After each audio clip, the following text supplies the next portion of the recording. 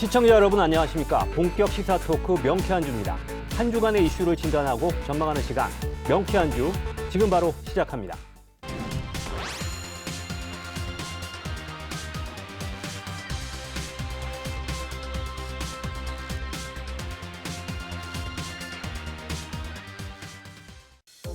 네, 최근 도내 최대 이슈 오등봉 공원 민간 특례 사업이죠. 이 사업 추진 과정에서 각종 의혹과 논란이 끊이지 않고 있는데요.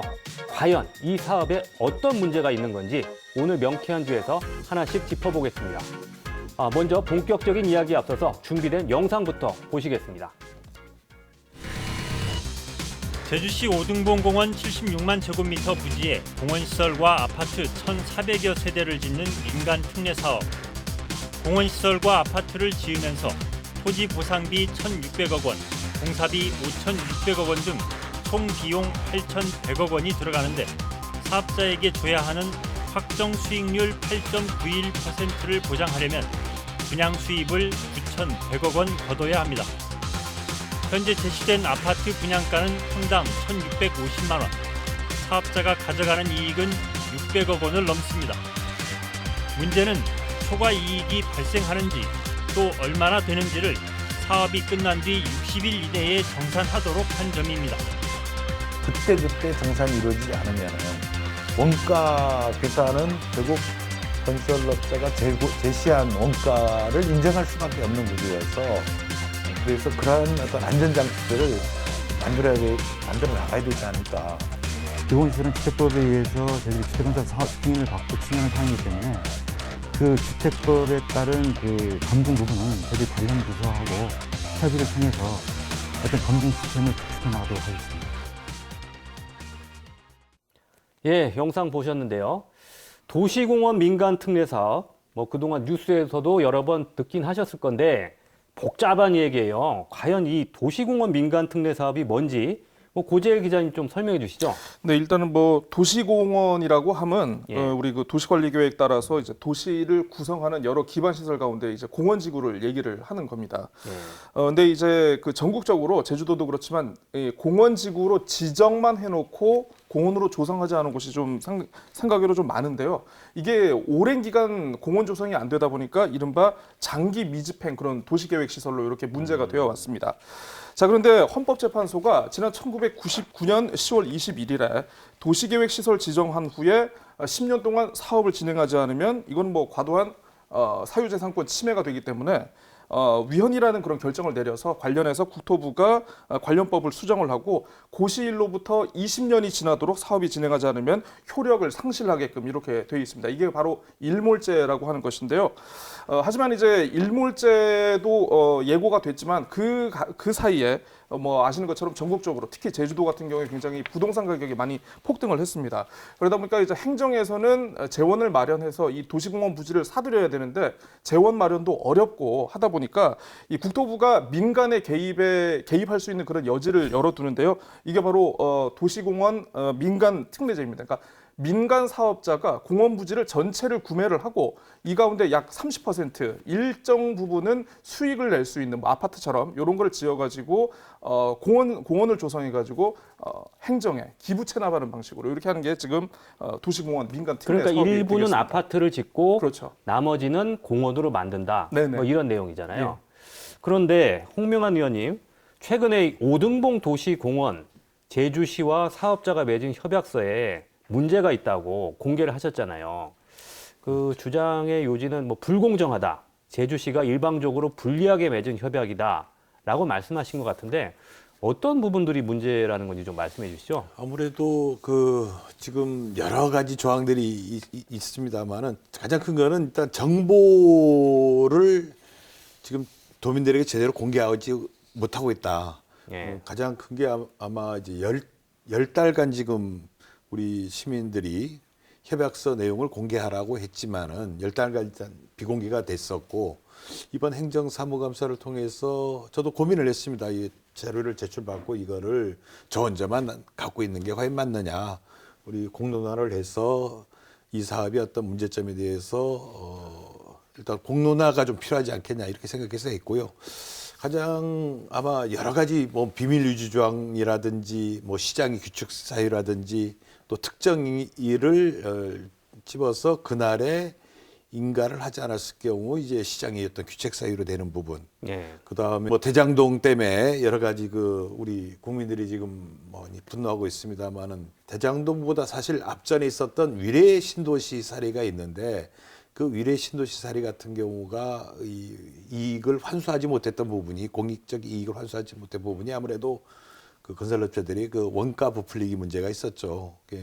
이런 문제들을 극복하기 위해서 이제 대장동 같은 경우도 했는데 그 대장동보다 어떻게 보면 더 문제 있는 어떤 모델이 이번 그 오등봉 민간특례 사업이 아닌가.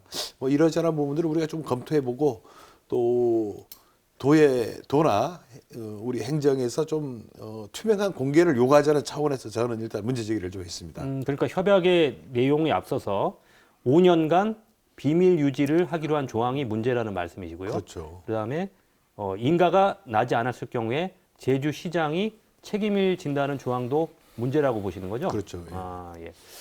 부상희 변호사님은 어떠신가요? 협약서 한번 보셨나요? 네네, 예. 봤습니다. 지금 홍명한 의원께서 말씀하신 내용을 저는 잘 이해를 못해서 사실 홍 의원님 그 페이스북도 직접 들어가서 보고 그랬었는데 우선 가장 근본적인 질문이 하나 떠오르더라고요. 그러면 이제 이 도시공원이 이제 해제가 되는 상황에 이런 민간 특례 사업을 하지 말았어야 된다고 보는 것인지 아니면 하되 이제 적절하게 우리가 통제를 잘해야 된다 이런 입장이신지 그게 정말 제일 궁금하던데 어떤 입장이세요? 이게 이제 2015년 도시민간공원 특례가 이제 국토부에서 이제 그런 지침이 마련돼서 전국적으로 진행이 됐습니다. 제주 같은 경우는 2016년도에 그것도 사실 그 투명하지 않게 비밀리에 내부적으로 이견이 수립이 해서 검토하다가 추진하지 않기로 했거든요. 그래서 20억 정도 우리가 이제 세금을 투입해서 공원 부지를 매입하던 중에 이게 갑자기 이제 바뀌어 버리거든요. 그러니까 하지 말았어야 된다.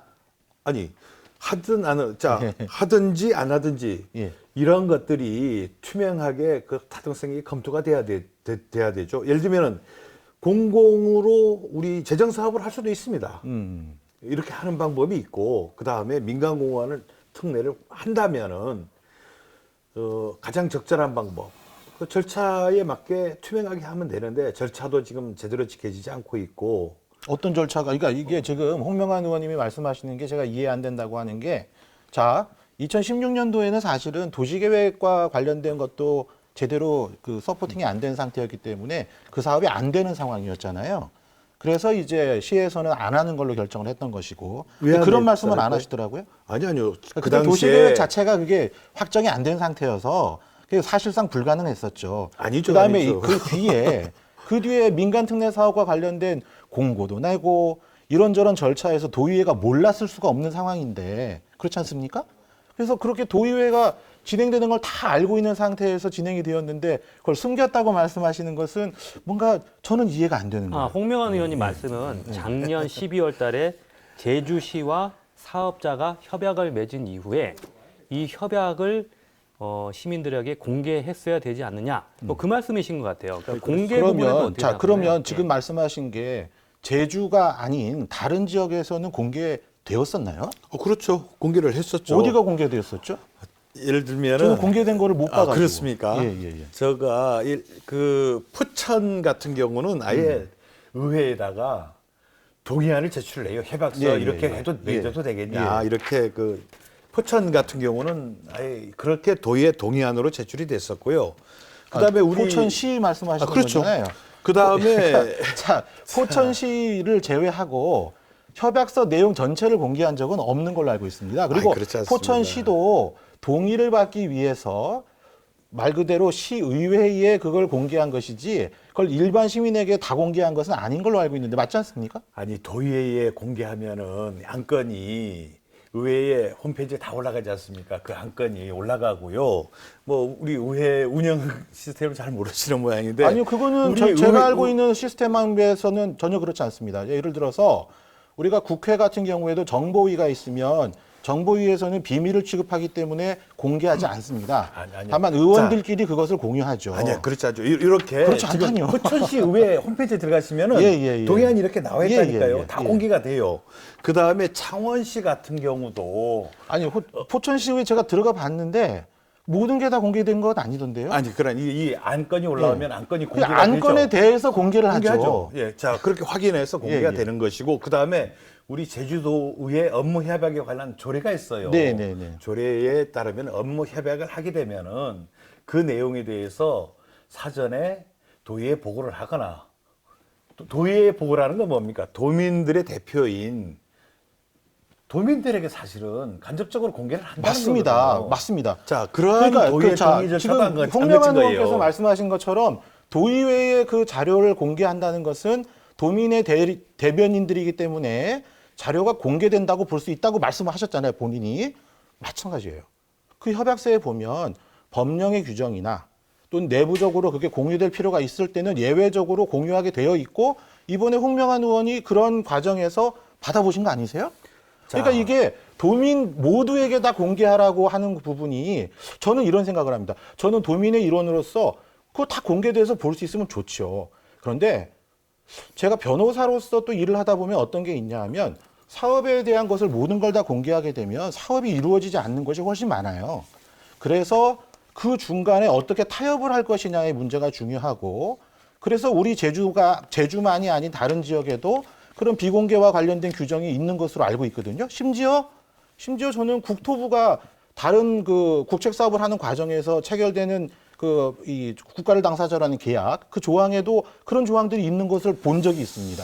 뭐 그 얘기 좀 뒤쪽에 하기로 자꾸 하고요. 정치적으로 몰고 고재일 가지 마시고요. 기자님, 그런 뭐 두 분 유감입니다. 얘기를 그런 저희가 발언은. 뭐 계속 참. 한 네. 장시간 들었는데 힘드네요. 이 협약서가 국토교통부의 표준 협약안 예. 이걸 따랐다는 게 지금 제주시 입장이고 뭐 다른 지역 한번 그 뭐 기사나 살펴보셨는지 모르겠어요. 다른 지역들하고 혹시 뭐 차이나 공통점이나 이런 게 좀 보이던가요? 어떻게? 네, 일단은 이제 뭐 얘기를 하겠지만 이제 처음에 문제가 됐었던 그 실시 협약 그 시일 뭐 그 전까지 이제 어쨌든 요거를 추진해야 된다라는 그런 내용하고는 달리 다른 지역 같은 경우는 좀 약간 1년이라는 기간을 두고 기한이 아닌 기간을 두고 좀 이 사업 협약에 대한 추진을 하게 됐다는 그런 얘기가 있었고 그리고 이제 5년 동안 이 협약과 관련해 가지고 비밀로 한다라는 것에 대해서 좀 어떻게 보면 일면 약간 장기간이라고 생각되는 어떤 기간의 문제도 어떻게 보면 이게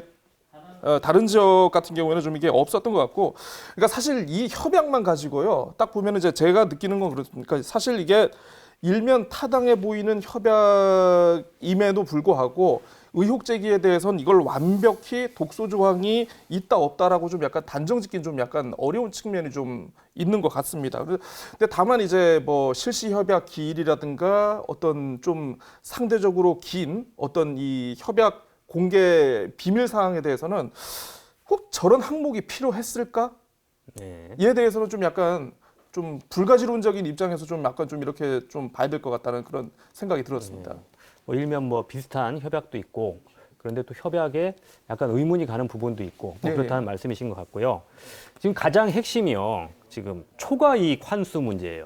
그래서 이 부분에 대해서 사업자가 결국 협약에 불공정했을 경우에 사업자가 너무 많은 이익을 가져가는 것을 통제할 수 없는 것 아니냐라는 부분이 핵심인데 홍명한 의원님은 지금 이 부분에 대해서 지금 어떻게 보고 계신가요? 지금 일단 제주시는 확정 수익률 8.9%를 명시해 놨기 때문에 사업자가 이 확정 수익률을 뛰어넘는 초과 수익을 가져갈 수는 없다는 지금 입장이에요. 예, 어떤가요? 아니 8.9%의 어떤 수익률을 정했지 않습니까? 정률제를 정한 것. 그 다음에 왜 정률제가 8.9% 정도 되는가? 지금 8.9%면 이제 9천억 사업이면 거의 9981억, 800억 가까운 이익을 이제 보장을 하는 거죠. 거기다가 이제 세금을 빼서 이제 600억 정도라고 이런 논리를 펴고 있는데, 그럼 세금까지 우리가 다 모든 것을 비용으로 처리하는 게 과연 우리가 보장하는 게 이게 맞는가라는 데에서 저는 좀 의문이고요. 전반적으로 저는 좀 이 협약이나 그 내용이 왜 이렇게 흘러가는지에 대해서는 좀 의심이 많습니다.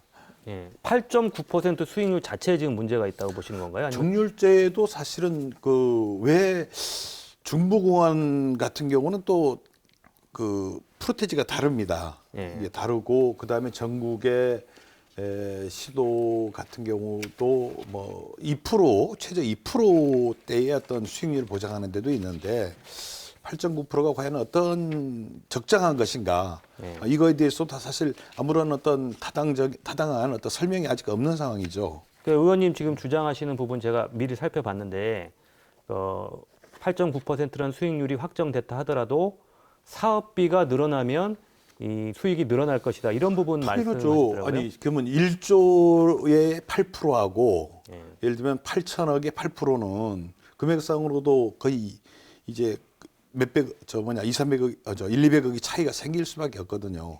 이게 정률제라는 게 과연 적정한 것인가? 그래서 위례 신도시 경기도 같은 경우도 그 위례 신도시 사례와 대장동이 경우가 아마 달랐던 게 그런 이유 때문이라고 보거든요. 이게 어떻게 보면은 정률을 하게 되면은 이게 공사가 원가가 뭐 부풀릴 수도 있고 늘어날 수도 있고 그렇기 때문에 그 비율에 따라 갖고 공사비가 늘어나면 늘어날수록 8.9%로 정해져 있으니까 건설업체든 민간업자들은 이익이 늘어날 수밖에 없는 구조가 될 수밖에 없죠. 부상일 변호사님은 이 그 오등봉 예, 그 예, 사업의 어떤 수익 구조, 예, 예. 초과 수익 환수 조항 어떻게 보시나요? 우선은 그 어떤 사업이든 그 산업의 평균 수익률이 있거든요. 그 평균 수익률을 기준으로 해서 얼마나 덜 줬느냐, 많이 더 줬느냐, 이게 그 사업의 특성을 제대로 반영했는지가 판단된다고 봅니다.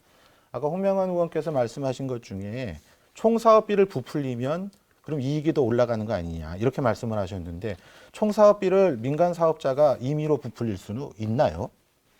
우선 그거부터 저는 확인을 좀 해주시길 바래요. 분양가가 이제 분양가를 상승된다는 높인다 얘기인데요? 하더라도 전체 예. 사업비가 제주시하고 같이 공동 사업을 하는 과정에서 어떤 방식으로 이걸 할 것인지 인가도 받아야 되고 여러 가지 제약들이 있을 수밖에 없거든요.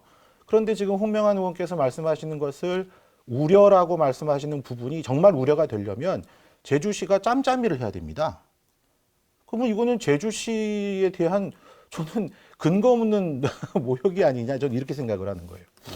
공적인 일을 함에 있어서 도의회가 제주시가 그렇게 사업비를 증가시키는 것에 대해서도 분명히 통제를 할 수 있습니다. 그런 통제를 할 수 있는 장치가 있는데도 불구하고 민간 사업자가 임의로 증가시킬 것을 전제로 해서 총 사업비가 늘어나면 수익도 늘어난다. 이게 문제다. 이렇게 얘기하는 것은 저는 너무 과도한 우려라고 생각을 하고요. 두 번째, 아까 처음 말씀만 드렸던 것처럼 8.91%의 확정 수익을 보장하는 것이 업계 평균의 수익률에 얼마나 근접한 것이냐, 얼마나 많거나 적거나를 포함해서 근접한 것이냐에 대한 그러한 평가가 더 중요하다고 저는 생각을 합니다. 그런 부분에 대한 평가는 저는 제가 아직 그 분야의 전문가가 아니라 잘 모르겠는데 홍 의원님께서 그게 부적정하다고 생각하셨다면 그런 비교를 해보셨는지. 아까 다른 지역의 2%를 말씀하신 게 있는데 저는 그 사업이 어떤 사업인지 모르지만 2% 벌겠다고 과연 민간이 그런 투자를 했다. 이거 잘 이해하기가 어려워요. 그 이유가 있습니다. 이 사업을 진행하기 전에 민간 사업자는 굉장히 많은 돈을 이행을 자기가 담보하기 위해서 확보를 해놔야 되는 금융 비용이 발생하거든요. 그런 것들을 볼 때 특정한 수익률이 어느 정도 보장이 되지 않으면 금융을 일으킬 방법이 없을 겁니다. 그럼 자기 돈 갖고만 해야 되는데 그럴 수 있는 사업이 과연 이게 그 정도 규모의 사업일까? 저는 그렇게 생각 안 하거든요. 예, 8.91%라고 하셨는데 이게 전체 사업비가 8,161억 이렇게 나왔습니다. 여기서 이제 공원 시설이 한 2,300억 정도 되고 비공원 시설 아파트 분야가 한 5,800억 정도 되거든요. 여기서 이제 아까 8.91%가 이제 업계 평균 얘기를 부 변호사님께서 하셨는데 공원 시설을 제해놓고 비공원 시설 아파트로만 놓고 이 800억이라는 그 수익을 봤을 때는 아마 제가 봤을 때는 이거는 좀 계산을 좀 한번 달리 해봐야 될 필요가 분명히 있는 것 같고요. 그리고 이제 아마 이 사업자가 아마 그 제출한 이 반박 자료 뭐 관련 자료 중에 보면은 제주시에서는 통제를 하는 부분, 이 어떤 그 원가 관련해 가지고 통제하는 부분은 공원조성공사에 대한 어떤 감리를 한다라고 이렇게 되어 있거든요. 그렇죠. 그러니까 비공원 분야에 대한 어떤 원가 계산이라든가 이런 거에 대해서는 좀 약간 제약이 있을 수밖에 없는 상황인 건 분명한 것 같은데 그러면 너무 그렇게 좀 이걸 투명하다고 우리가 지나치게 과신할 수 있는 그런 상황은 아니지 않겠는가 또 이런 생각이 듭니다. 지금 말씀하신 거는 저도 이제 동감하는 부분입니다. 회계와 관련해서는 외부 감사를 통해서 투명하게 회계 감사를 진행할 수 있는데 전제가 되는 게 하나 있겠죠. 애초에 회계 자료 자체를 위조하거나 네. 잘못 만들었을 때 그게 문제가 될 겁니다. 그런데 그 부분은 제가 볼 때는 이 사업이 진행되는 과정에 시가 들여다볼 수 있도록 하는 게 맞다고 봐요. 그러니까 그런 장치를 어떻게 찾을 거냐에 우리의 지혜를 모은다면 우리 홍 의원님만이 아니라 우리 도민들이 우려하는 부분들을 상당 부분 해소할 수 있을 것이다. 그 부교수님은 뭐 우리 자꾸 그 행정을 그 아주 이제 옹호하는 입장에서 보시니까 뭐 그것도 일리가 있습니다. 그런 시각은 행정의 입장이고 저희들은 이제 행정사무감사를 하는 의회 입장에서 행정의 어떤 미비한 문제점들을 이제 지적할 수밖에 없었는데요.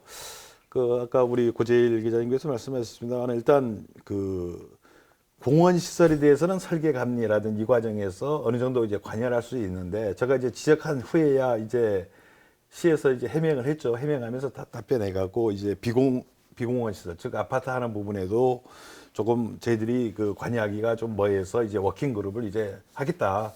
이제 이렇게 이제 지적을 하니까 이제 워킹 그룹을 구성해서 뭐 건설 관리 아마 감리를 좀 더 강화하겠다는 뜻이겠죠.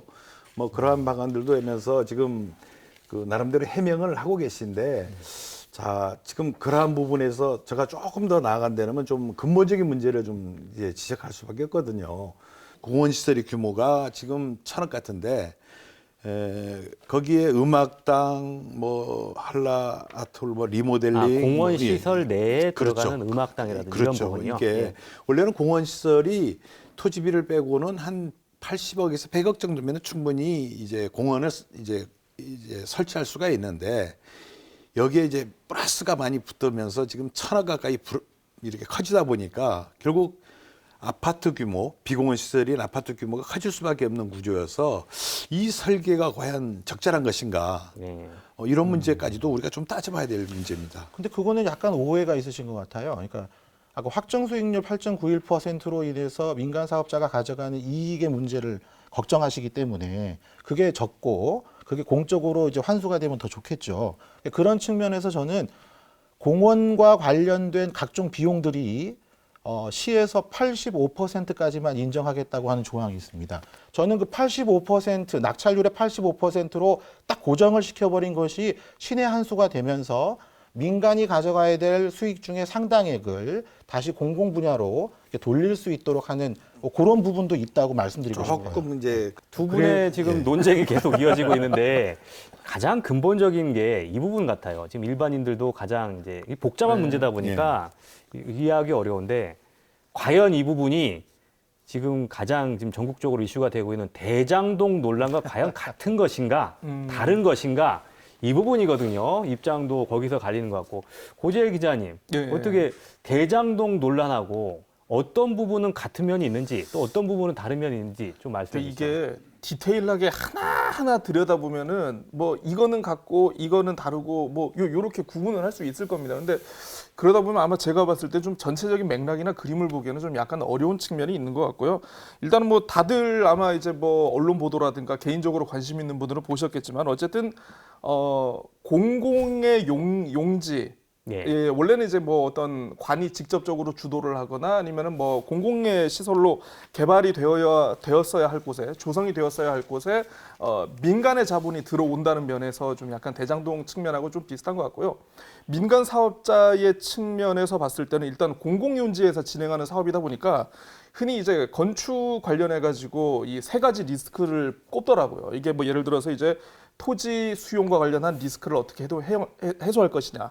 그리고 이제 인허가 관련된 리스크, 그리고 분양에 관한 리스크인데 이 세 가지 리스크에 대해서는 제가 봤을 때는 적어도 대장동 사업이나 이 오등봉 공원 사업이나 민간 사업자에게 위험 부담이 굉장히 최소화된 행정기관이 토지를 수용해 주니까요. 그렇죠. 예. 예, 인허가까지 다 해주니까 그 부분은 같고. 예, 예. 그 부분에서 좀 같은데 이제 뭐 수익률 배분이나 요거에 대해서 좀 약간 디테일적으로 차이는 있는데 뭐 요거는 뭐 또 괜히 또 수익률 얘기를 하면 또 얘기가 또 길어질 것 같으니까. 예. 제가 대략 제가 정리해 보면 그 오등봉은 확정 수익률이고 그렇죠. 민간 사업자 가져갈 수 있는 게 대장동은 금액이죠. 대장동은 무한대로 가져갈 그렇죠. 수 있는 네. 상황이죠. 지금 그래서 처음에 예상하지 못한 그 금액까지 뭐 1조 원 가까이까지도 지금 화천대유가 가져가게 돼서 지금 문제가 된 거니까 그 부분에서 차이가 있는 것 같은데 네. 어찌됐건 홍명한 의원님께서는 이 부분에 대해서 원희룡 지사가 그 총책임자고 대장동 문제 못지않금 이 부분도 문제다라는 입장이시잖아요. 어떤 이야기신지 좀 그러니까 설명해 지금 주시죠. 대장동이 지금 전국적으로 이슈가 되다 보니 관심이 많은 거는 예. 맞죠. 근데 아까 저 처음에 말씀하신 대로 이 대장동과 이 오동문과는 이게 같은 면도 있지만은 그 사업의 어떤 모델이라든지 이런 데서 확인이 다른 부분도 있거든요. 예. 저는 도리어 걱정되는 게 그런 겁니다. 그 대장동 이전에 그 위례 신도시 사업 사례가 있었는데 그 처음에는 1,000억 정도 수익이 이제 발생한다 해서 성남시와 이제 업자 간에 5대5로 이렇게 이제 수익을 이제 분배하기로 했는데 원가 정산이 제대로 안 되모내 갖고 이제 1,000억이 아니고 이제 300억밖에 안 남았다. 이렇게 하니까 이제 150억 이렇게 해서 그 공익의 어떤 환수가 그 150억에 그친 경우. 이번 같은 경우는 저는 이 제주시가 좀 신경 쓰고 좀 문제해야 될 거는 그 비공원 분야, 비공원부에 대한 원가 정산 이런 거를 좀 중요시 좀 지적해서 좀 개선하기를 좀 바라는 거고요. 그 다음에 원희룡 지사 얘기가 좀 예. 원희룡 뭐 책임지고 뭐 일타 강사 예. 뭐 대장동 해야 일타 됩니까? 강사 하시고 해명해야 됩니까? 그러는데 예. 저는 원희룡 지사가 이 부분에 해명해야 될 게 이런 부분입니다. 우리가 원래 2016년도에 제주시에서 그 민간 특례 제한을 좀 받았거든요. 물론 저 오동봉 같은 경우 절대 보전지역은 뺀 부분 좀 규모가 좀 적습니다만은 680세대 정도 규모의 민간 그 제한을 받았는데 뭐 경관도 문제가 좀 생기고 교통도 해지고 상하수도 문제 이런 문제가 보여서 이거는 도저히 불가능하다 이렇게 해서 안 하기로 했거든요. 그렇게 해서 20억을 들여갖고 공원을 조성하는 사업을 쭉 추진하다가 이게 갑자기 손바닥이 바뀌는 겁니다. 이게 민간 특례 사업으로 이제 바뀌는 과정, 그 정책 결정 과정이 지금 투명하게 지금 설명이 지금 안 되고 있고 왜 민간 그다음에 특례 사업을 처음에 시작했느냐? 안 하기로 했다가 예. 공원 조성하기로 했다가 이제 네, 민간 특례로 번복했느냐? 팍 번복했느냐 이 네. 과정과 그다음 또 하나는 이런 문제입니다. 이게 도시공원법의 행정사무 위임조례가 있는데 거기에서 행정시장에게 이게 위임한 권한이거든요. 그럼 행정시에서 쭉 진행을 해야 되는데 도에서 제안서를 받습니다. 그다음에 업체까지 선정을 합니다. 지침도 선정합니다. 이게 지침이 가장 중요한데 어떤 식으로 하라 이게 쭉 설계를 다 하는 건데 이거를 전부 다 도에서 하고 결정해서 업체까지 선정해 난 다음에 15고 이제 나머지만 집행해라 이런 구조거든요. 예. 그래서 이 전반적인 어떤 설계와 업체 선정 과정에서도 상당히 그 문제가 있어갖고 뭐 행정심판도 벌어지고 이렇게 좀 복잡한 사안이 있거든요. 뭐 이런 거에 대해서 지금 제가 지금 자료 요구도 지금 하고 있습니다만은 지금 자료도 좀 제대로 제출하고 하지 않고 있는 이런 상황인데 이런 거에 대해서 좀 전반적인 어떤 그 어떻게 보면 도정의 당시 책임자가 원희룡 지사였기 때문에 원희룡 도지사나 아니면 제주도에서 해명을 하라고 제가 요구하는 겁니다. 홍명한 의원님께서는 이 사업 잘못되면 사업자가 과도한 수익을 가져가게 된다면 원희룡 지사의 책임이 근본적으로 있다는 말씀이신 것 같고요. 부상희 변호사님 생각은 좀 다르실 것 같아요. 우선은 제주특별자치도가 되어서 도가 이제 정책과 기획 이런 부분들에 대한 모든 책임을 가지고 있습니다. 그리고 시는 각 행정시에서 집행해야 될 것들과 관련해서는 이제 위임을 받고 집행을 하죠.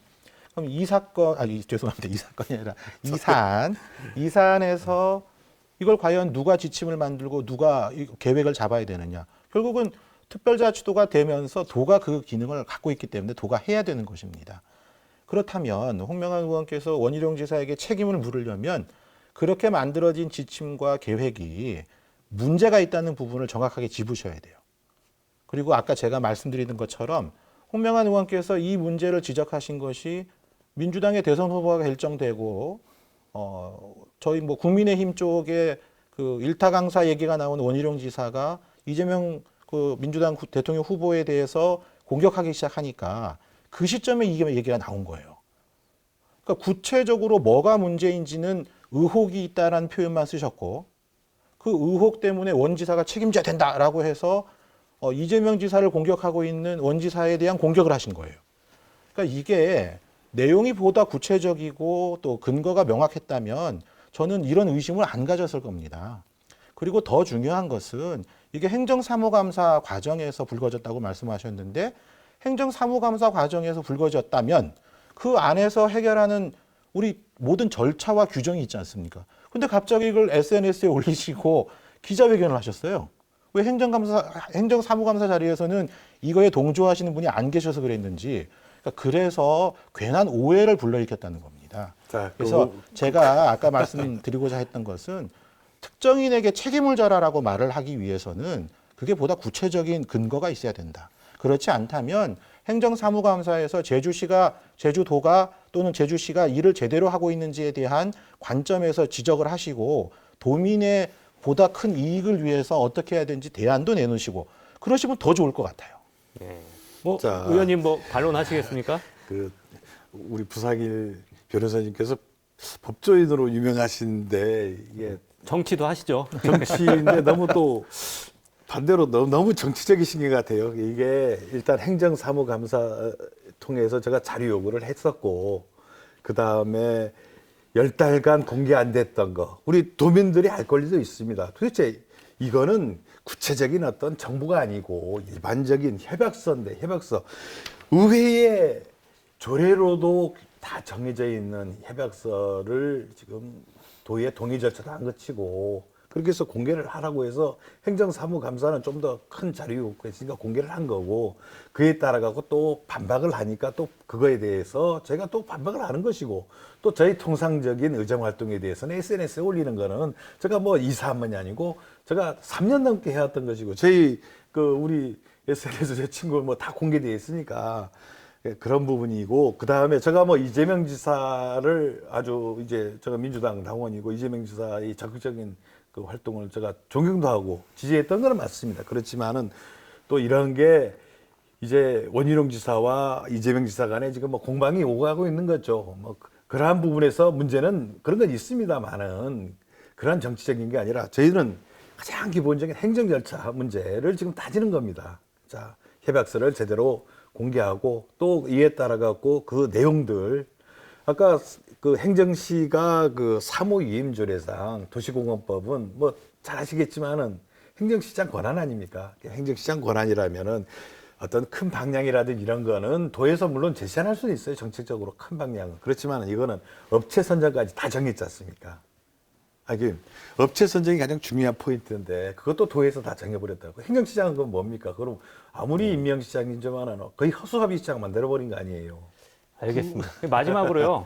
고재 기자님 지금 예, 예. 두 분 얘기를 저희가 오늘 쭉 뭐 많이 들었습니다. 앞으로 주옥 같은 말씀 잘 들었습니다. 앞으로 이 사안 예. 지금 어떻게 지금 정치적 이슈로도 될 수 있는 건지 그러니까 좀 전망해 주시죠. 앞으로 이 사안은 어떻게 지금 뭐 지금 소송도 제기됐고요. 그러니까 이제 뭐 오등봉 공원 논란의 실체가 무엇이냐라고 물으면 이건 뭐 저도 답변을 못 하는 겁니다. 그건 예. 뭐 근데 때로는 이제 가끔 이게 그 어떤 사회적 이슈나 이 주변의 사안이 이게 정치의 영역에 들어오면은 실체가 무엇이냐가 중요하기보다는 이게 어떤 식으로 비춰지느냐가 이게 중요한 때가 있더라고요. 예.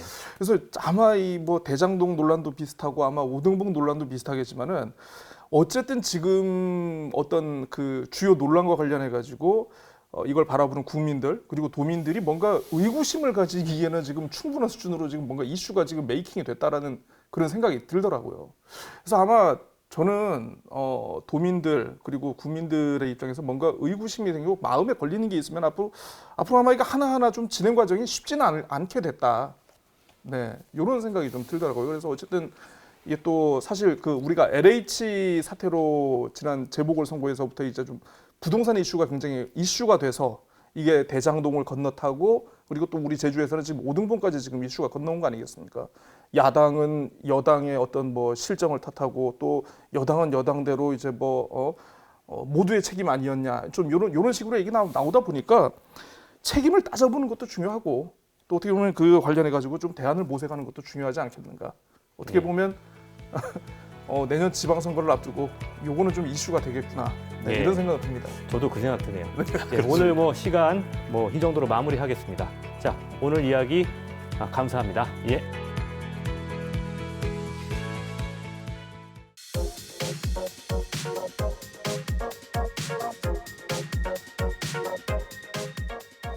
네, 오늘 인터뷰의 주인공은 제주 감귤의 우수성을 알리고 계시죠. 제주국제감귤박람회 양병식 조직위원장입니다. 예, 안녕하세요. 네, 안녕하십니까. 양병식입니다. 예, 위원장님 오랜만입니다. 과거에 공직 생활을 오래 하셨고 서귀포 시장도 지내셨잖아요. 예, 맞습니다. 감귤박람회와는 어떻게 인연을 맺게 되신 건가요? 예, 그렇습니다. 2013년에 감귤박람회가 서귀포에서 처음으로 열리게 됐는데 예. 당시에 제가 서귀포시의 부시장으로 있을 때입니다. 아, 예. 예, 부시장으로 있어서 이제 감귤박람회를 처음으로 하게 되니까 그게 여러 가지 기획이라든지 신경 쓸 점이 많이 있어서 그것을 총괄적으로 제가 담당을 했고 지휘를 했던 예. 그런 것들이 좀 인연이 돼서 지금 위원장을 이렇게 하고 있지 않나 저는 그런 생각을 합니다. 제가 듣기로 위원장님께서도 감귤 농민이라고 들었어요. 예. 농사도 직접 지으신다고 들었는데 올해는 어떻습니까? 감귤 상황이 좀 어떤가요? 예, 제가 이제 감귤 농사를 하는 초보 농사꾼입니다. 예. 당초에는 가족들이 노지 감귤을 했습니다. 예. 노지 감귤을 해왔었는데 이제 제가 공직을 그만두고 나가서 보니까 제가 또 1년 동안 노지 감귤을 했는데 예. 경쟁력이 이대로는 좀 안 되겠다는 생각이 들어서 예. 사후 시설을 한 2,000평 이상 이렇게 시설을 하고 그 속에 이제 만감류라든지 이런 것들을 좀 새로 심었습니다. 예. 네, 그래서 해보니까 그런 대로 좀 괜찮은 것 같고 예. 카라양을 심었는데 예. 그것은 이제 수확 시기가 한 5개월 정도 남았는데 예. 시기로 봐서는 경쟁력 있는 품종이더군요. 그래서 코로나19 때문에 감귤 농가도 타격이 있다고 들었어요. 어떤 예. 영향이 있나요? 어려움이 소비 쪽에서 있습니다. 사실 그 맞습니다. 있는 게 맞는데 그래도 이제 감귤은 이제 제주 감귤은 잘 아시다시피 이제 기능성이 많은 그런 이제 과일이고 그렇게 해서 그래도 이제 소비 트렌드도 변해서 이렇게 택배를 해서 집으로 이제 배달이 많이 되고 이렇게 하고 있었기 때문에 그래도 감귤이 잘 소비가 되고 있다. 코로나 시대지만 그렇게 생각을 하고 있습니다. 최근에 경기도에서도 네. 감귤을 생산한다는 이야기를 들었거든요. 네. 이제 제주만의 감귤이 아닌 시대가 왔는데 네. 제주 감귤의 경쟁력 네. 어떻게 보시나요?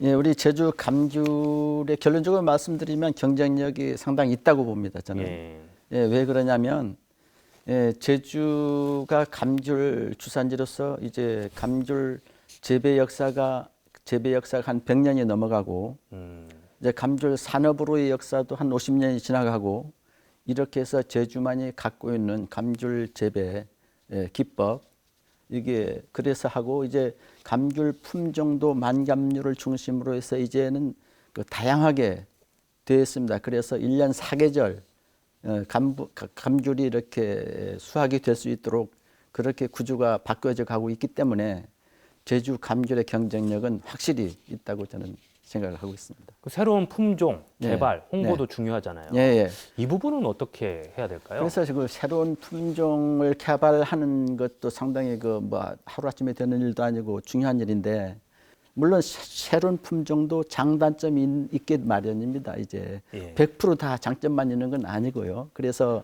어느 부분 좀 미흡한 부분도 있고 그러나 좋은 점들이 많기 때문에 새로운 품종으로 보급하려고 하는 거 아니겠습니까? 예, 그렇지만 이제 농가들이 새로운 품종으로 이렇게 갱신하려 그러면 기존 이제 수확을 보는 나무에서 이걸 잘라내고 새로운 품종을 심어야 되는 거거든요. 예. 그러면 그 새로운 품종이 커서 열매가 맺게 되기까지는 뭐 시간이 필요합니다. 뭐 네. 3, 4년, 4, 5년 이런 것들이 필요해서 인내심이 필요하고. 예, 인내심이 필요하고 그 기간 동안이 이제 문제가 돼서 다소 그런 부분에 확 빨리빨리 이렇게 진척이 안 되는 부분은 사실 있다고 봅니다. 과거에 그 FTA 네. 뭐 이런 부분 때문에 제주 감귤이 국제적으로도 경쟁력에서 밀리는 거 아니냐 하는 우려들이 많았어요. 그래서 오렌지도 많이 수입이 되고 수입 과일들이 많은 시대인데 지금 제주 감귤의 국제적 경쟁력 확보하는 것도 과제인데요. 네. 물론 이제 국제 경쟁력 확보라는 게 굉장히 쉬운 일은 아닌 겁니다. 문제는 가격 경쟁력이 좀 문제가 되지 않느냐 그런 예. 생각을 하거든요. 수입 개방 이렇게 하면서 앞으로 뭐 관세가 없어지고 하다 보면 가격 경쟁력에서 조금 밀리는 부분이 있지 않을까 예. 우려되는 것이 그런 부분이 되게 됩니다. 그런데 이것을 어떻게 하면 가격 경쟁력을 확보할 건지 또 이제 생과로 승부를 하는 것도 있지만 관련된 가공산업이라든지 이런 것도 같이 해서 이렇게 이것을 원료로 재료로 한 네. 그런 것들도 많이 발전시켜 나가야 되지 않나. 이런 것들이 이제 우리 감귤 박람회가 뭐 견인적 역할을 좀 해야 되지 않느냐. 예. 그런 생각을 해봅니다. 그럼 이제부터 감귤 박람회 이야기 본격적으로 해보겠습니다. 올해가 9번째인가요? 예, 9번째입니다. 어떻게 처음에 시작이 된 건가요? 예, 뭐 우리 제주도민 다 아는 사실입니다만은 제주 감귤의 우수성을 대외적으로 많이 홍보를 하고 우리 감귤 관련 산업을 발전시켜 나가기 위해서 고심하던 끝에 이제 지난 2013년 서귀포 감귤 주산지가 기본적으로 제주도지만 서귀포지 않습니까? 그렇죠. 예. 그쪽에서 서귀포시에서 먼저 이런 것을 고민한 끝에 감귤 박람회를 하자. 뭐 그런 것들이 전 시민들이 그런 마음을 갖고 네. 이렇게 해서 시작이 되었습니다. 작년에는 네. 코로나 상황 때문에 네. 행사를 완전 비대면으로 치렀다고 들었어요. 그때 당시에 좀 어려움이 많으셨을 것 같은데요. 예, 그렇습니다. 작년에는 정말 예상치 못했던 코로나로 인해서 감귤 박람회를 어떻게 할 것이냐 고민을 상당히 많이 했습니다. 예. 그래서 그게 뭐 현장에 전시관을 이렇게 해놓고 손님들이 올 수 있도록 하는 것을 못하기 때문에 예. 그러니까 처음 하는 온라인으로 해야 되기 때문에 처음 하는 일이잖아요. 예. 그래서 고민하던 끝에 그래도 작년에 온라인으로 이제 박람회를 했습니다. 예. 했는데 굉장히 좋은 반응과 성과가 있었다고 저는 생각합니다. 예.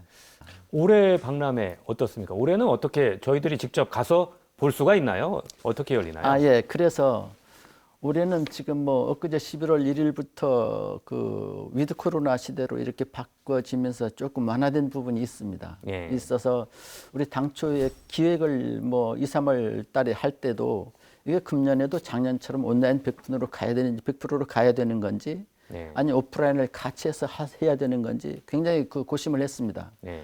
그래서 그래도 작년에 그렇게 전면 온라인으로 했기 때문에 금년엔 조금 나아지지 않겠느냐. 그러게 예측을 해서 오프라인도 가미를 해서 네. 해서 병행해서 하는 것으로 기획을 했던 것이 지금 생각해 보면 좀 잘해졌다. 그런 생각을 하거든요. 그래서 금년에는 현장에 감귤 박람회장 현장에 한 5개 전시관을 운영을 하고 있고 예. 뭐 농기계, 농자재, 뭐 우수감귤 품종 전시관 이런 것들을 해서 한 5개 정도 운영을 하고 있고 그러나 뭐 가고 싶은 사람 다 가지는 못하게 됐습니다. 지금 방역 당국과 저희들을 많이 협의를 했는데 예. 일일 500명으로 500명이요. 사전 예약제로 이렇게 해서 금년에도 이렇게 해야 됩니다. 예. 일일 500명 사전 예약제로 이렇게 하기 때문에 현장 관람을 원하시는 분들은 홈페이지라든지 감귤 박람회 앱, 앱도 새로 개발을 했습니다만은 그 앱을 통해서 사전 예약을 해주셔야 박람회 이제 현장 참여가 가능하다는 말씀을 드립니다. 뭐 비대면으로 온라인으로도 참여를 할 수 있나요? 당연히 뭐 온라인으로 참여를 할 수 있죠. 온라인으로 가면 이제 온라인이 굉장히 발달하고 이렇게 이번에도 잘 만들어져서 지금 예를 들어서 그 뭐 육지부에서 온라인도 본다 그러면 맨 처음 들어가면 비행기를 타고 제주도를 딱 오는 예. 그런 영상 속에서 제주도에 와서 그 박람회장 전쟁을 다 볼 수 있도록 그렇게 되어 있고, 거기서 뭐 어느 전시관을 클릭을 하게 되면 자기가 원하는 데 다 갈 수 있도록 되어 있어서 현장에 와서 보는 거나 마찬가지로 이제 잘 준비가 되고 있다 하는 말씀을 드립니다. 아쉽지만 온라인으로도 참여할 수 있다는 말씀이시고요. 그렇다면 올해 감귤 박람회 주제, 또 올해만의 뭐 특색 있는 행사 어떤 것들이 있는지 좀 소개해 주세요. 예, 금년에 그 감귤 박람회의 주제는 세계를 잇는 제주, 미래를 여는 감귤입니다. 이것은 왜 그러냐면 이제 감귤 박람회도 3년에 한 번씩 3년 주기로 국제 행사를 하고 있습니다. 예. 예, 국제 행사로는 이번이 3번째가 됩니다. 전체 9번째 중에서 국제 행사는 이번 이제 3번째가 되는데, 왜 그런 걸 하냐면 세계를 잇는 제주, 우리 제주도가 세계 속의 제주, 세계를 다 이제 이어가 나가는 제주, 예. 그리고 미래를 여는 감귤, 우리 제주 감귤이 미래를 먹여 살리는 그런 거로 계속 발전해 나가야 된다 하는 그런 뜻에서 그런 주제를 이제 만들었고, 금년에는 이번에 처음으로 하는 그 행사가 하나가 이색적인 것이 있습니다. 뭐냐 말씀드리면 제주 감귤 삼춘 선발 대회가 있습니다. 감귤 삼촌 선발대회요? 예, 감귤 삼춘. 예. 우리 동네에서 제주에서 뭐 옆집에 삼춘 하지 않습니까? 예. 삼춘. 예. 하는데 이제 제주 감귤에 대한 감귤을 키우면서 감귤을 재배하면서 감귤에 대한 지식과 경험을 바탕으로 이제 제주 감귤을 널리 홍보하자.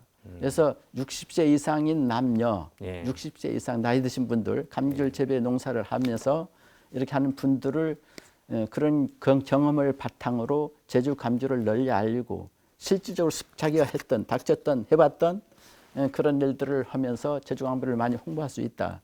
그런 차원에서 앞으로 이번에 그 선발을 해서 시상도 하고 해서 좀 제주 감귤을 홍보하는 홍보대사로 그렇게 활동할 수 있도록 그렇게 만드는 것이 좀 이번에 좀 이색적인 그런 행사도 있습니다. 알겠습니다. 네. 내년에 10주년인데요. 예, 그동안 성과를 정리해 보면 어떤 게 있었는지, 앞으로 목표는 어떤 건지 말씀해 주시죠. 예, 이제 세계 속으로 다른 속으로 이제 더 이제 잘 갈 수 있는 방향을 모색해야 되지 않느냐.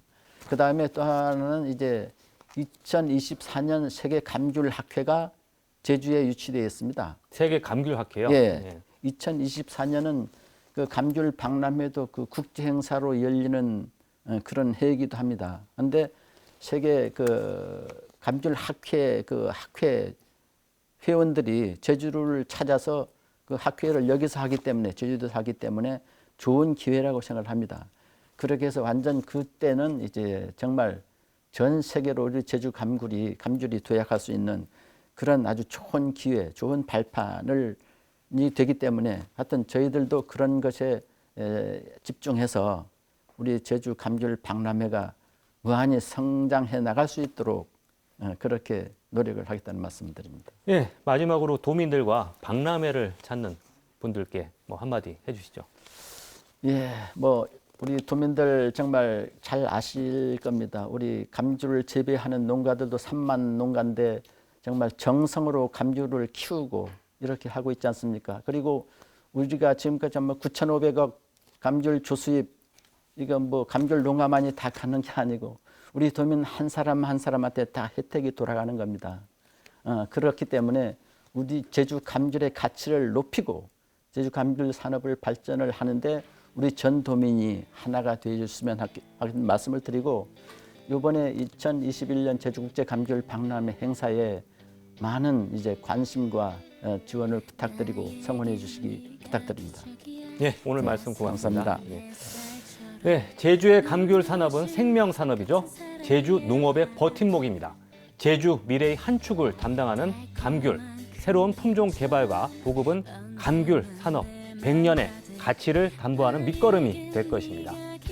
늦은 시간까지 시청해 주셔서 고맙습니다. 명쾌한 주 다음 주에 뵙겠습니다.